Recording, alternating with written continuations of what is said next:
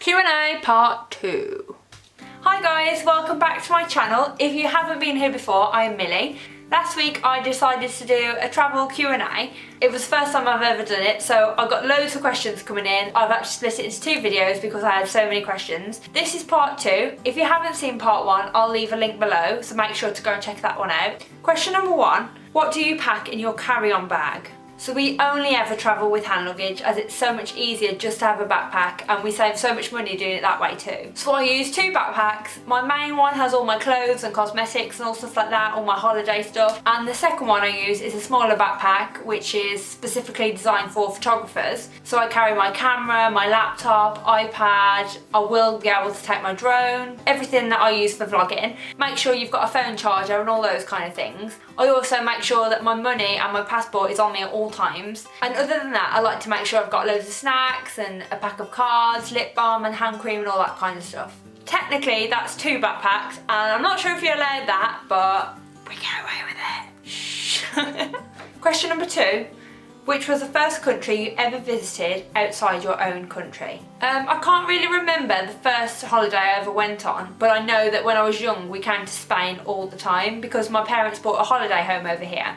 So we would come over every chance we got, every school holiday would be in our holiday home. And in the end we decided we didn't want to go home, so we decided to move here. So been here ever since, so now I get to live in sunny Spain. Question number 3, how do you choose the countries you want to visit? Are you influenced by other travellers, or do you have a list of places you want to travel for a particular reason? So I'm always looking for inspiration where to travel to, whether it's looking where friends and family have been and seeing their recommendations. Also, when we meet people while we're travelling, we end up talking and sharing experiences about places we've been to, and that gives us ideas for new places as well. Another thing I do is just look on Pinterest or Instagram and just look through the photos and see where looks amazing, and I'll find out where that place is and just keep adding to my list. Also, when I see photos of sites that interest me, that's what inspires me to go to those countries.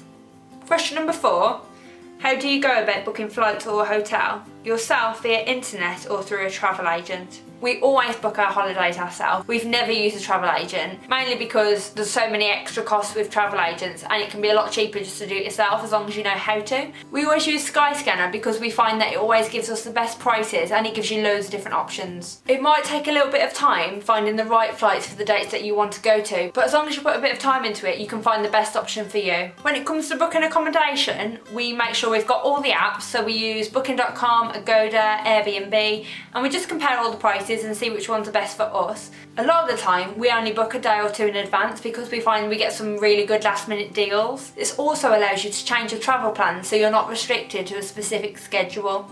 Question number 5, what are your go-to comfy outfits for travelling? I always wear Primark jogging bottoms when I'm travelling, and they're not the most stylish, but when you get there they're all up into nothing, so it's all about comfort when you're travelling. And I also wear a little black fleece that I bought in Decathlon, and it was only cheap, but that also rolls up into nothing, and it comes in really handy when you go to aircon environments like airports or shopping centres. It just takes the chill off really. Question number 6, what is your number 1 item you can't live without while travelling? This for me has to be my camera, and my mom always says to me, when you've got your camera out all the time taking photos and videos, so you're not actually missing out on the trip and all the experiences happening around you. And for me, when I'm taking photos or videos of things, I'm not just looking at everything, I'm seeing everything. So for me, it makes me experience everything way more, and I actually notice little details that I wouldn't have seen otherwise. And if anything, it makes me feel more in the moment. MillieMoments. Question number 7. There are 2 questions that were very similar, so I just put them into one question. Do you ever get scared of being on the other side of the world, and do you get homesick? The only time I ever really get homesick is if I am feeling a bit ill, because when I am ill it's always nice to have home comforts and be in your own bed and be looked after and stuff. Sometimes when I do go on holiday and I am feeling a bit ill, or even if I have a bit of culture shock, sometimes it does give me a bit of anxiety, and the way I control that is just to take a step back, take a break, just breathe, and sometimes just do a small meditation just to ground yourself. But another thing is just to be prepared all the time. I always take absolutely every kind of medication that I think I might need during the trip, because it's better to have it on you than to be looking for it when you're sick. Question number 8, what are my top 3 favourite sights to see? The first one for me has to be in Budapest when we went to visit the Buda Castle and the Fisherman's Bastion and all those kind of things. And it was just absolutely beautiful, really unique, and you got an amazing view of the whole city, so it's definitely worth checking out. And in one of my other points I mentioned about recommendations from people, and this is my recommendation: go to Budapest. The second thing for me was Blarney Castle in Cork. I know it's another castle, but I absolutely love castles, and it was so beautiful. You can tell it's really old, and the gardens to walk around are absolutely amazing. It's just so beautiful. So make sure you've got a good few hours if you are going to go there, and make sure to kiss the Blarney Stone, because it's actually so scary. You lean back and you feel like you're going to fall, and you have to kiss the stone, and there's a big story behind it, but it's really cool. And the third one for me has to be the Big Buddha in Phuket, and we absolutely loved this. It was stunning. Just make sure that you are dressed appropriately, because if not, they will ask you to cover up. And there's loads of stairs involved as well, so you will be walking a lot, but it is so worth it. The views are absolutely amazing. But it's just such a beautiful place to go. It's so peaceful and relaxing. There's quite a lot of things to see there as well, loads of different Buddhas and stuff, but it's definitely worth the trip. Question number 9. What do you usually look for in hotels for you to book one? The main thing for us when it comes to booking hotels is good location, and we like to be in the centre of everything. We like to make sure we are walking distance to the shops and the bars and everything else. Ideally, it is nice to stay on the beachfront, but that can bump up the price a bit, so you want to check that. We do try to travel on a budget, but that doesn't mean that we will just go for the cheapest option for the sake of the cheapest option. We always like to make sure the room has got everything we need, it's clean, and it's always got good reviews. If you are in a hot country, we always go for somewhere with aircon, because it does guarantee you a good night's sleep, and then you can wake up fresh to do all the activities the next day. Occasionally we do like to spoil ourselves, and as I mentioned earlier, by booking somewhere a day or two in advance, you can sometimes get some really good deals.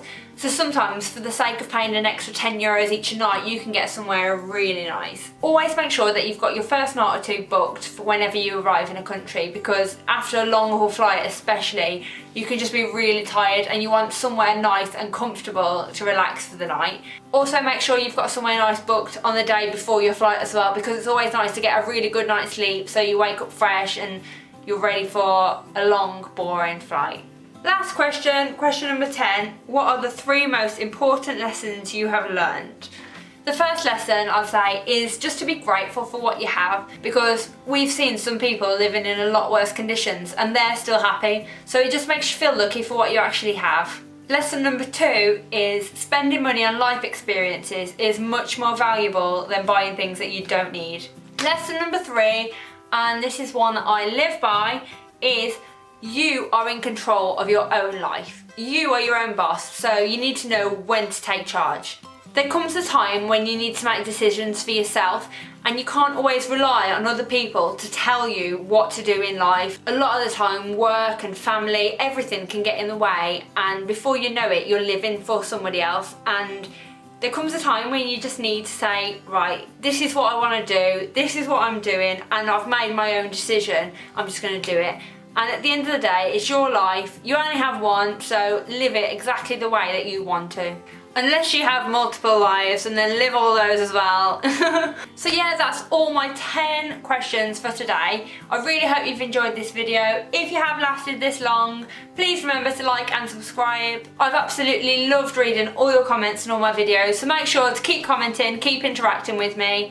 So this week I have a question for you. What is one thing that you have learned while travelling? And other than that, don't forget to join me next week with a cup of tea for another Millie moment. Let's just go for it. Okay, I'm going to start the whole thing again because I'm in a good mood now. Yes! Can't even put these bloopers on because I'm swearing so bad. I don't have Tourette's, by the way. You're in control. Control. Control. Control. And this is one that I absolutely love.